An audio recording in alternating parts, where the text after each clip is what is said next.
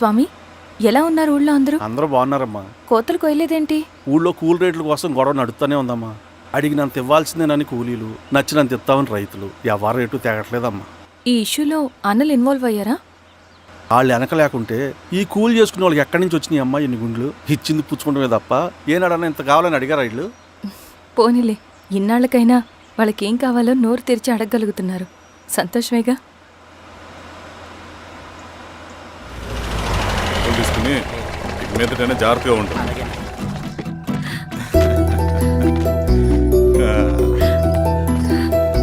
బాగున్నావమ్మా? బాగున్నానన్నయ్య, నువ్వెలా ఉన్నావు? బాగున్నాను. రా లోపలికి వెళ్దాం. రా కూర్చో. సో ప్రయాణం అంతా బాగానే జరిగింది కదా? నీ ఫేవరెట్ నెత్తిపూరి. రా వడ్డిస్తారా? ప్లేట్ తిప్పు.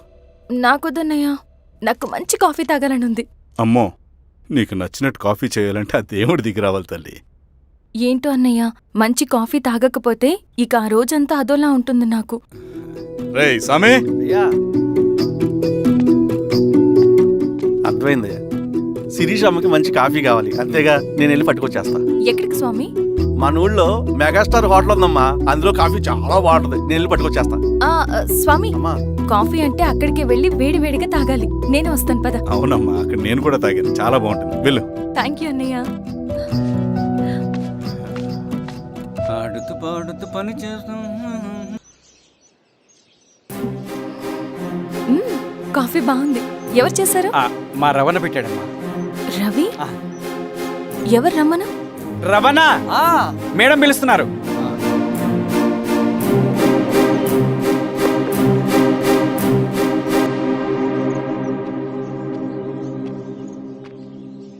ఇతనే రవణ.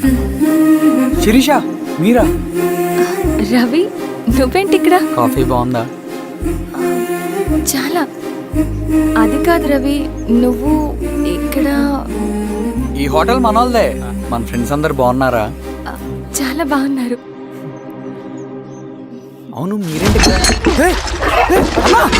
ఏమైంది? అన్నా ఏమైందన్నా? అన్నా, లే అన్నా. స్వామి త్వరగా కార్తీ. జాగ్రత్త అన్నా, త్వరగా పట్టి అన్నా. త్వరగా పోనీ.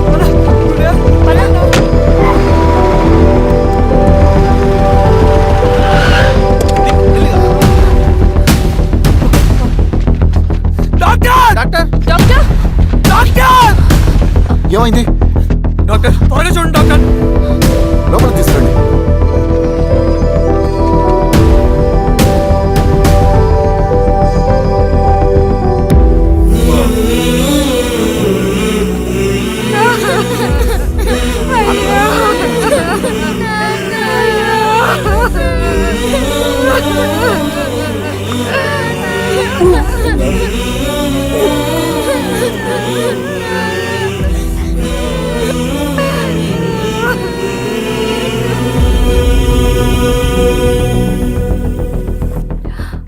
ఎలా ఉంది డాక్టర్? డాక్టర్ చనిపోయాడమ్మా.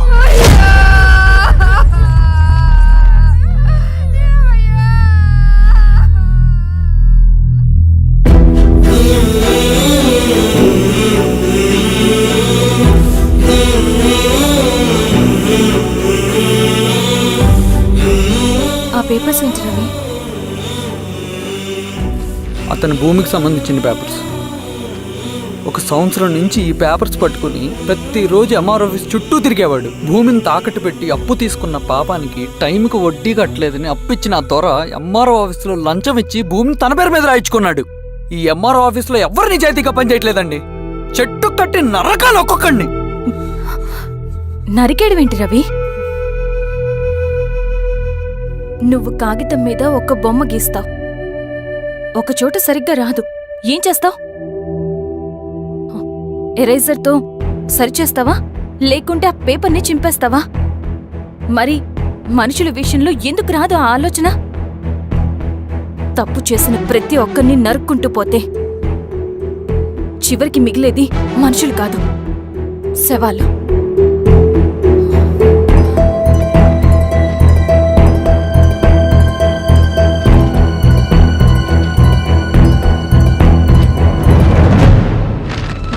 పద రవి రా.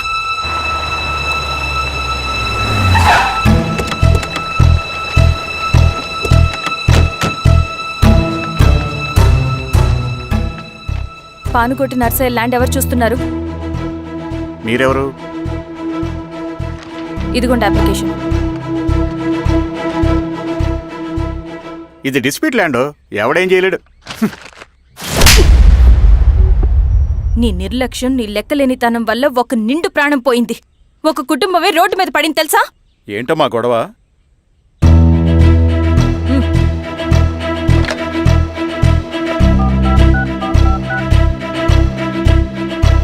Hello sir.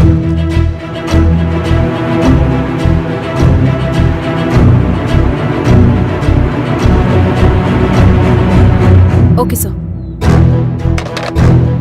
You are dismissed. Peon, నేను ఒక పేపర్ ఇస్తాను, అది కలెక్టర్ గారికి ఫ్యాక్స్ చేయి. అలాగే మేడం. ఎవరమ్మా మీరు? ఈ ఊరికి కొత్తగా వచ్చిన ఎంఆర్ఓ.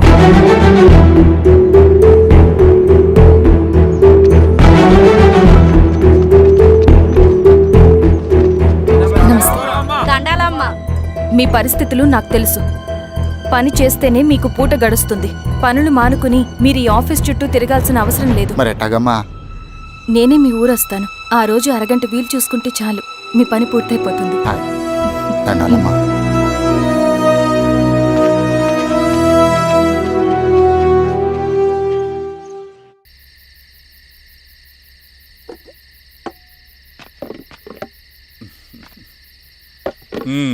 ఎంఆర్ఓ గారు, ఏంటి ఛార్జ్ తీసుకున్న మొదటి రోజే ఆఫీస్లో మీ పవర్ చూపించారట? అన్నయ్య, నువ్వు సస్పెండ్ చేసిన వ్యక్తి నా దగ్గరికి వచ్చాడమ్మా. పాపం కన్నీళ్లు పెట్టుకున్నాడు. అతడి వల్ల నష్టపోయిన ఒక వ్యక్తి నా కళ్ళ ముందు చనిపోయాడన్నయ్య. కన్నీళ్లు ఎన్నిసార్లు తుడుచుకున్నా పోతాయి, కానీ వీళ్ళ నిర్లక్ష్యంతో పేదవాళ్ల ప్రాణాలే పోతున్నాయి. అన్నయ్య, మనూరి సమస్య పేదరికం కాదు, నక్సలిజం. నాలాంటి ప్రభుత్వ ఉద్యోగులు వాళ్ళ డ్యూటీలు సక్రమంగా చేయకపోవడం వల్ల విసిగిపోయిన జనం అడవిలో వాళ్ల హెల్ప్ తీసుకుంటున్నారు. ఒక వ్యవస్థ ఇక్కడ సరిగ్గా పనిచేయనందుకే మరో వ్యవస్థ అక్కడ పుట్టింది. అందుకే నా పన్నం చేయనివ్వండి. స్నానం చేసి రండి, భోజనం చేద్దాం.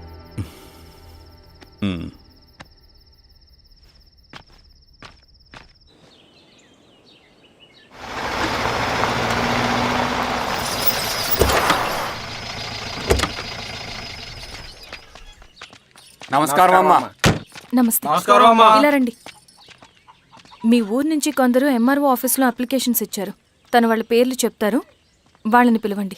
అలాగే మేడం. వెళ్ళండి. Madam, coffee.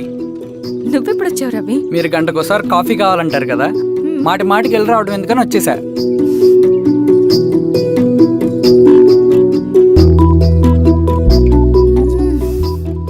రవి, ఈ కాఫీ కోసమైనా నేను పెళ్లి చేసుకోవచ్చు. అదేంటి అలా అనేసారు? That's a compliment. భలే వారండి బాబు. నమస్కారం. రండి రండి. ఎంఆర్ఓ శిరీషారెడ్డి గారు. శిరీష రెడ్డా? శిరీష అనే పిలవచ్చుగా. అమ్మమ్మ, పులికి పంచాలాగా సింహానికి చూలాగా అది మన ఐడెంటిటీ, అదంతా ఉండాలి. సరే బాబాయ్, నేను ఫ్రెష్ అయ్యేస్తాను, మీరు కానివ్వండి. అయినా ఈ కాలం చదువుకున్న ఆడపిల్లలతో మాట్లాడటం చాలా కష్టం. చుట్టుపక్కల శిరీష్ కొన్న ఇమేజ్ మనకి చాలా మంచి అయింది ఈశ్వర. నేను అడగకముందే పార్టీ హైకమాండ్ సర్వే చేయించి నీకే ఫేవర్గా ఉండడం వల్ల టికెట్ ఇచ్చింది.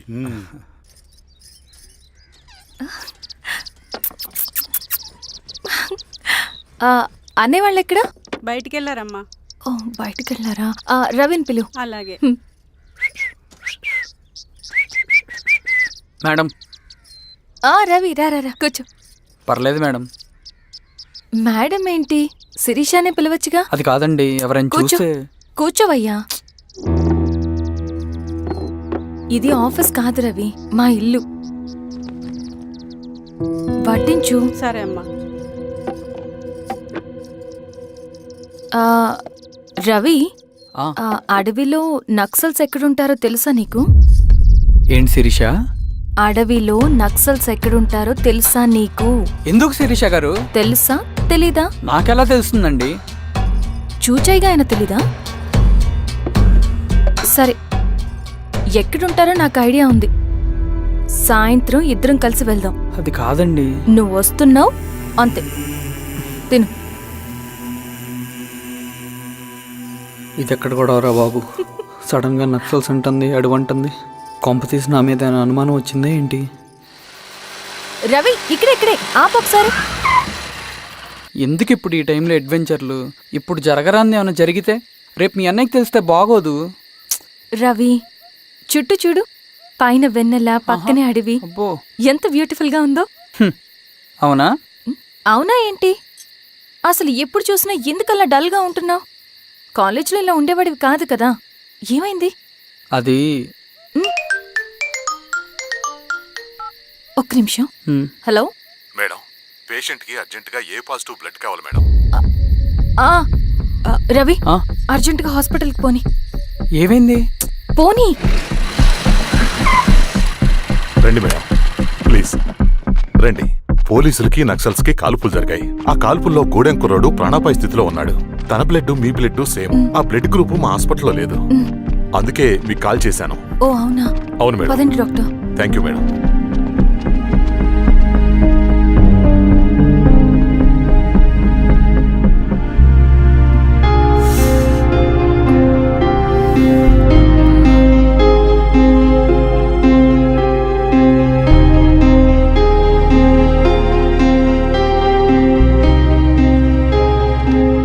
Thank you madam.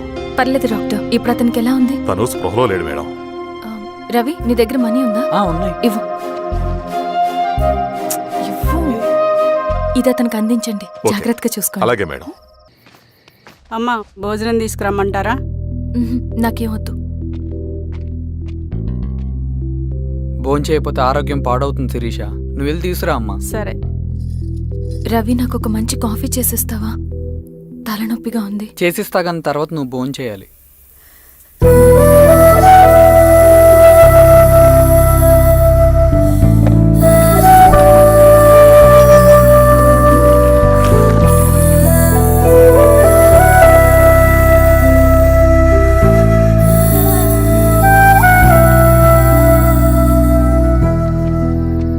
మీరేంటిలా? మంచినీళ్ళ కోసం వస్తున్నాను. ఓ, లోపల ఉన్నాయి, పదండి.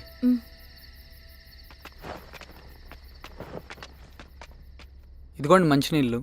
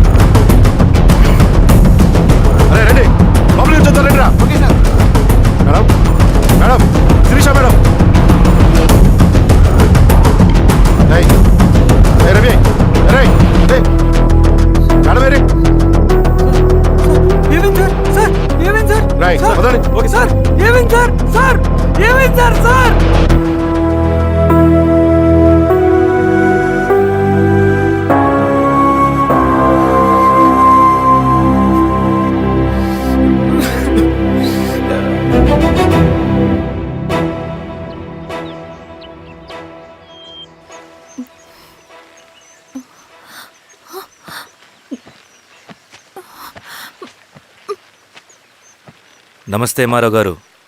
మా అడవిలో మర్యాదలు ఇలాగే ఉంటాయి. షాక్ అవ్వాల్సిన అవసరం లేదు. జెడ్పీటీసీ ఎలక్షన్ జరగటం మాకు ఇష్టం లేదు. అవి ఆగాలంటే 2 దారులున్నాయి. ఒకటి మీరు విత్డ్రా చేసుకోవాలి, లేదా మీరు చనిపోవాలి.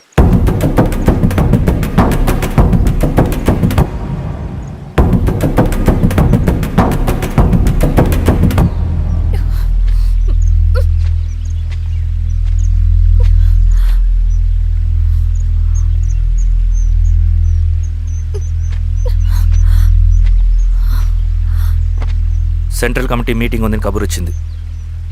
మేము వచ్చేలోపు ఎలక్షన్స్ ఆగిపోయే న్యూస్ రావాలి.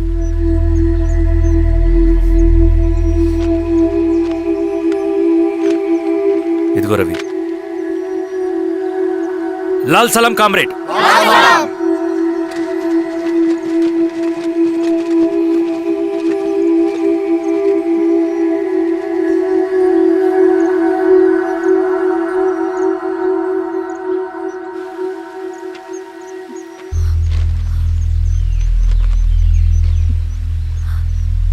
ప్రపంచంలో గొప్ప వాళ్ళ చావులన్నీ నమ్మక ద్రోహంతోనే జరుగుతాయని నిరూపించావు రవి. అన్నయ్యని కూడా అచ్చం ఇలాగే చేసావు కదా. ఎందుకు రవి? ఏం జరిగింది? అన్నీ బాగుంటే దేశం తరపున బ్యాడ్మింటన్ ఆడేవాడిని.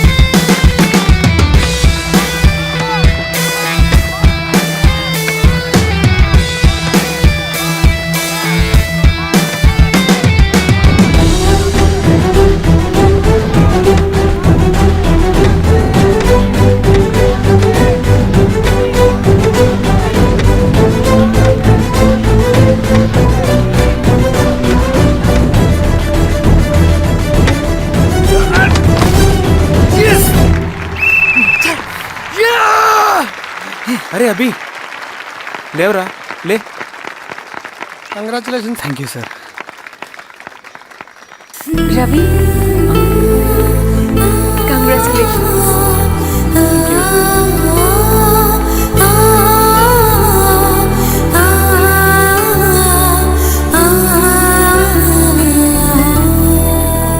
సార్, గంగినేని వెంకటేశ్వరరావు గారి ఎర్రజెండా పుస్తకం ఎక్కడుంది? రవి దగ్గర ఉందమ్మా.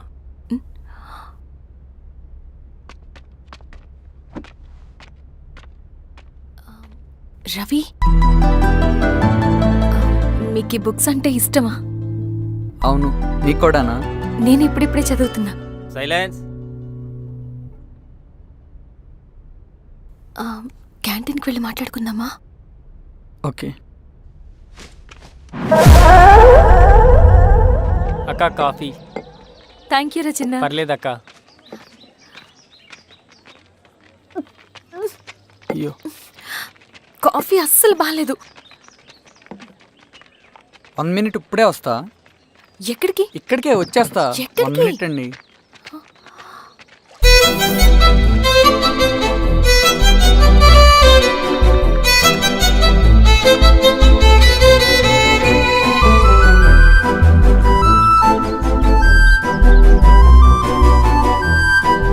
ఒకసారి ఈ కాఫీ టేస్ట్ చేయండి.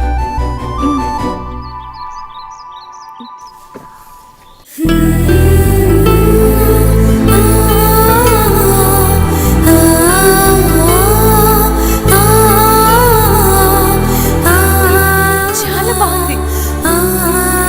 థ్యాంక్ యూ అండి.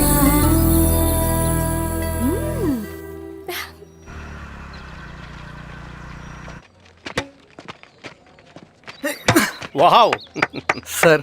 ఇట్రా Ravi. Congratulations Ravi. Sir, state badminton training కి సెలెక్ట్ అయ్యావు నువ్వు. Sir thank you sir. Career నువ్వేమో ఇక్కడ కూర్చొని ఆడుకుంటున్నావు, వాడేమో స్టేట్ లెవెల్ ట్రైనింగ్ సెలెక్ట్ అయ్యాడ్రా.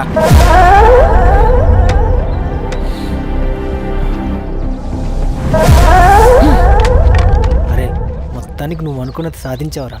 రే, ఎప్పుడు మనం ఎంచుకున్న మార్గమే మన జీవితాన్ని మారుస్తుందిరా. Hi Ravi. All the best Ravi. నీకోసమే తీసుకో. Thank you. బాయ్.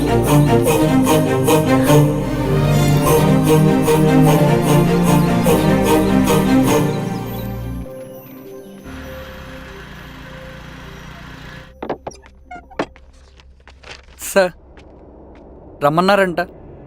ఎందుకు అలా చేసావు రవి నువ్వు? ఏవేం సార్, నేనేం చేశాను? ఇదేమిటో చూడు. Question paper sir. అవును, రేపు జరగబోయే టర్మ్ ఎగ్జామ్ పేపర్. నువ్వు లీక్ చేసిన పేపర్.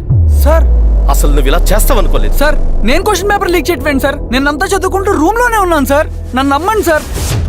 ఈ జెర్సీ నీదే కదా? సార్ అది నాదే, కానీ దీనికి నాకేం సంబంధం లేదు సార్. నన్ను నమ్మండి సార్. మల్లయ్య, సార్ నిన్న రాత్రి ఏం జరిగింది? సార్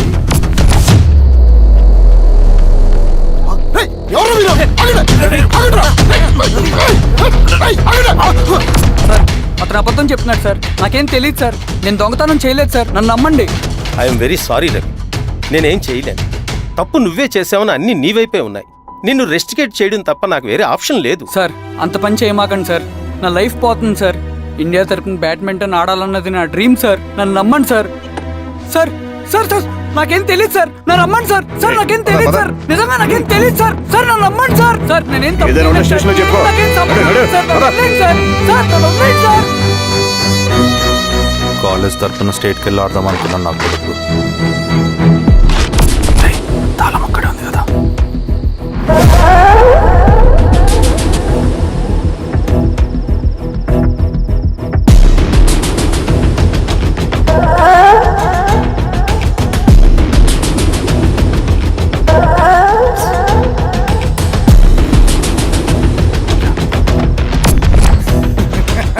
రేపు జైల్లో ఆడుకుంటారు బ్యాడ్మింటన్.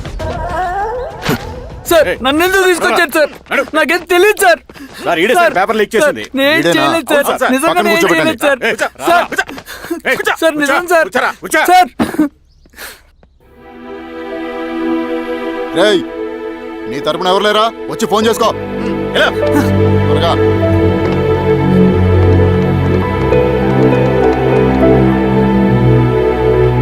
సార్ నేను రవీన్ సార్. రవి చెప్పు. సార్ నేను పోలీస్ స్టేషన్ లో ఉన్నాను సార్. మీరు నాన్న అర్జెంట్ గా రండి sir. Please sir. Police station ఏమైంది రవి? ముందు మీరు రండి సార్ ప్లీజ్. నేను చెప్తాను సార్. సరే సరే వస్తున్నా. వెళ్ళి కూర్చో. సార్ అయ్యా దండలయ్యా. రే రవి నాన్న, ఏమైందిరా? నాకేం తెలియదు ఏయ్, నాన్న. నువ్వు ఆగు. నీ కొడుకు క్వశ్చన్ పేపర్స్ దొంగతనం చేసి దొరికిపోయాడు. ఎఫ్ఐఆర్ రాసి కేసు పెడితే జైలు శిక్ష పడుతుంది. అలా కాకుండా కేసు క్లోజ్ చేయాలంటే 2 లక్షలు కావాలి. వెళ్ళి తీసుకొని రా. అర్థమైందా? లేదోండయ్యా. ఏయ్, నా సంగతి నీకు తెలుసు కదా. లోపలేస్తే 10 సంవత్సరాలు బయటికి రాడు. వెళ్ళి డబ్బులు కొట్టరా.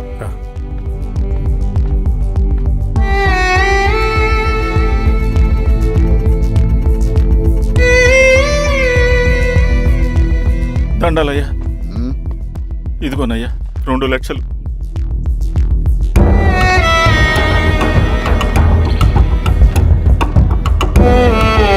రేయ్, ఆయన పంపించండి రా. ఎలా నిజంగా దీనికి నాకేం సంబంధం లేదు నాన్న. త్వరగా ఉండండి రా. బంగారం లాంటి భూమిది. అరే ఏంకన్నా పటేల్ మీ పొలం దున్నేస్తున్నాడు. పట్టేలు మా పొలం దొరికి పదయ్యా. రవి పద.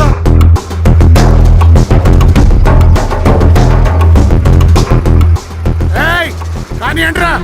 అయ్యా పట్టేలయ్యా. మా పొలంలో మీరు దున్నుతున్నారండి. నా పొలంలో నేను దున్నకుంటే వాడు దున్నుతాడా? అన్యాయం అయ్యా. ఏంద్రా అన్యాయము? పొలం అమ్మినావు కదా, కొనుక్కున్న పొలంలో దున్నుతుంటే అన్యాయం అంటారేంట్రా? ఏ విఆర్ఓ ఆ పేపర్ని చూడరా, మంచిగా చూసుకుంటారా. పొలం అమ్మేవా నాన్న? అమ్మలేదురా, తాకట్టు పెట్టా. ఏయ్ తాకట్టు కాదురా, నువ్వమ్మావు, నేను కొన్నాను. నేను అమ్మలేదయ్యా. వీడు నా దగ్గర 2 లక్షలు తీసుకొని ఈ పొలం అమ్మాడు. 2 లక్షలా? ఎందుకో? మీ వాడు చేసిన నిర్వాకం వల్ల చదువుకోరా అని కాలేజీకి పంపితే ఆడుతూ పాడుతూ ఎగ్జామ్ ఫెయిల్ అవుతాడని తెలిసి ఆ పేపర్ లీక్ చేశాడు వీడు. ఏంటయ్యా ఇది? పోలీస్ కేసు అవుతుందని తెలిసి వీడు నా దగ్గరకు వచ్చి 2 లక్షలు తీసుకుపోయి వాడిని బయటికి ఇరిపించిండు. ఏం రా, అంతేనా కదా? నేను నమ్మలేదయ్యా, నేను నమ్మలేదయ్యా. అవి దొంగ కాగితాలయ్యా. ఏం తమాషా చూస్తుండ్రా? పని చేసుకోమండి. ఇవి దొంగ కాగితాలయ్యా. నన్ను నమ్మండయ్యా. ఏయ్, దొంగ పేపర్ అవును. చాలా కొత్త. నేను నమ్మలేదే. వాళ్ళు మనల్ని మోసం చేశారు. వాళ్ళు మనల్ని మోసం చేశారు.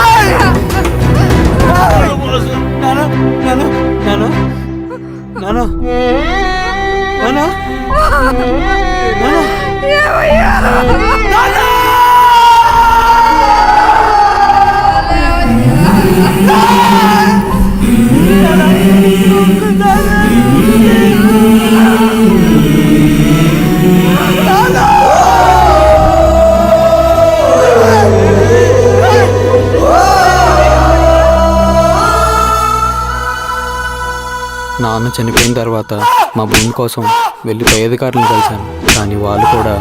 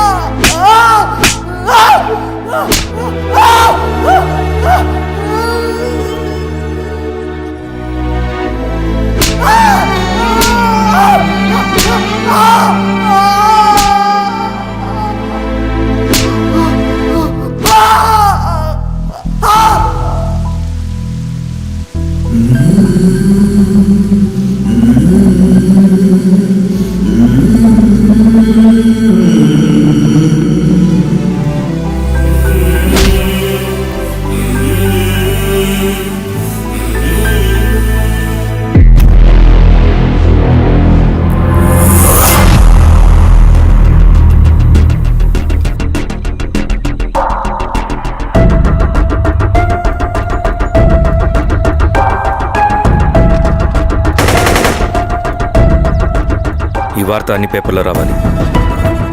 ఈ లెటర్ బాధితుడికి అందించండి. లాల్ సలాం. లాల్ సలాం.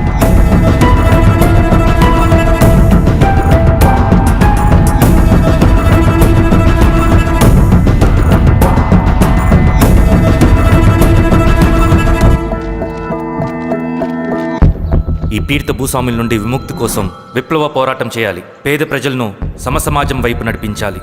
దళం నిన్ను ఆహ్వానిస్తుంది. రా, జనం కోసం పోరాటం చేద్దాం. లాల్ సలాం.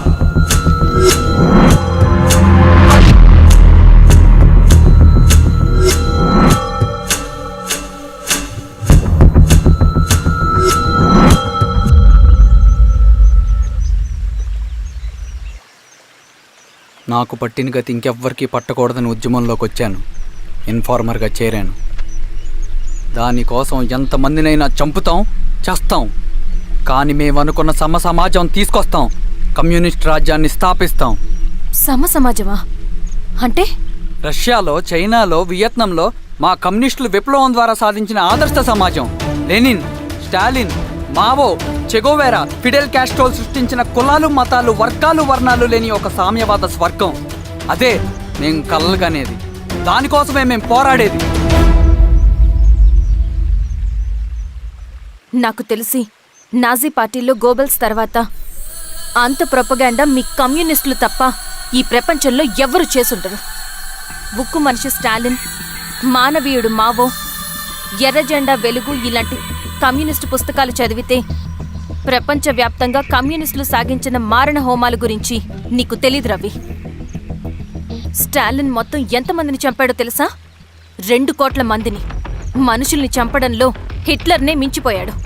చాలా మందిని సైబీరియన్ లేబర్ క్యాంపులకు పంపి దారుణంగా హింసించి మరీ చంపేశాడు. 2వ ప్రపంచ యుద్ధంలో బెర్లిన్ని ఆక్రమించిన రష్యన్ సైనికులు 8 ఏళ్ల నుండి 80 ఏళ్ల వయసులో కంటికి కనపడిన ఏ స్త్రీని వదలకుండా సామూహిక మానభంగం చేశారు. అది కూడా మీ కమ్యూనిస్ట్ దేవుడు స్టాలిన్ హయాంలోనే జరిగింది. ఇక మీ మావోయిస్టుల భగవంతుడు China chairman Mao Zedong great leap forwarded cultural రెవల్యూషన్ల పేరుతో 14 నుంచి 20 మిలియన్ల ప్రాణాలని పొట్టన పెట్టుకున్న మహానుభావుడు. ఇది మీ కమ్యూనిస్ట్ దేవుళ్ళు రాసిన రక్త చరిత్ర. ఆ దేశాలలో పేపర్లు ఉండవు, టీవీలు ఉండవు, స్వతంత్రమే ఉండదు. 1962లో చైనా మన దేశం మీదకి దాడి చేసి భూభాగాన్ని ఆక్రమించినప్పుడు ఒక్కరు కూడా నోరు మెదపలేదు.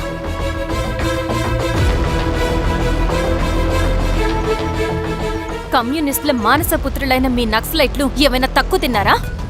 పశ్చిమ బెంగాల్లోని నక్సల్బరి అనే గ్రామంలో 1965లో జోతేదార్ల దౌర్జన్యానికి వ్యతిరేకంగా పుట్టిందే మీ ఉద్యమం.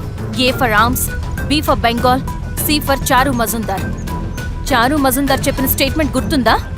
వర్గశత్రువుని ఖతం చేసి వాడి నెత్తుట్లో చేతులు ముంచని వాడు విప్లవకారుడు ఎలా అవుతాడు? అక్కడి నుంచి మొదలైంది మీ నక్సల్స్ హింసాకాండ. 1965 నుంచి ఇప్పటిదాకా 1,00,000 మందిని ఉద్యమం పేరుతో చంపేశారు. కేఎస్ వ్యాస్, పరదేశీ నాయుడు, ఉమేష్ చంద్ర, శ్రీపాదరావు, దుగ్గిరాల వెంకట్రావు, హైగ్రీవాచారి, బుడ్డా వెంగల్ రెడ్డి, ఇలా చెప్పుకుంటూ పోతే ఎంతో మంది మీ చేతుల్లో చంపబడ్డారు. ఇంతమందిని చంపి ఏం సాధించారు మీరు? కంపెనీలు తెచ్చారా? ఉద్యోగాలు ఇప్పించారా? ఇళ్లు కట్టారా? హాస్పిటల్స్ పెట్టారా? ఏం చేశారు మీరు? You did nothing. కడితే డెవలప్మెంట్, కూల్చితే విధ్వంసం. విధ్వంసం చేశారు కానీ డెవలప్మెంట్ ఏం చేశారు మీరు? అంటే ఇన్నేళ్ల ఉద్యమంలో మేం మంచి చేయలేదా? లేకే, ఖచ్చితంగా చేశారు. తెలంగాణ సాయుధ పోరాటం, శ్రీకాకుళం సాయుధ పోరాటం వాళ్ళ చలవే. భూస్వాములు తగ్గి కూలీ రేట్లు పెరిగాయి అంటే అది మీ చలవే. నంబూద్రిపాద్, జ్యోతి బసు, సోమనాథ్ చటర్జీ, పుచ్చలపల్లి సుందరయ్య, తరిమెల నాగిరెడ్డి, చంద్ర రాజేశ్వరరావు, నల్లా నరసింహులు ఒక్కొక్కరు ఒక్కో లెజెండ్. కానీ వీళ్ళు ప్రజానాయకులు. తుపాకీ పట్టి అడవిల్లోకి వెళ్లలేదు. ఎలక్షన్స్ లో గెలిచి ప్రజా సమస్యల్ని పరిష్కరించారు.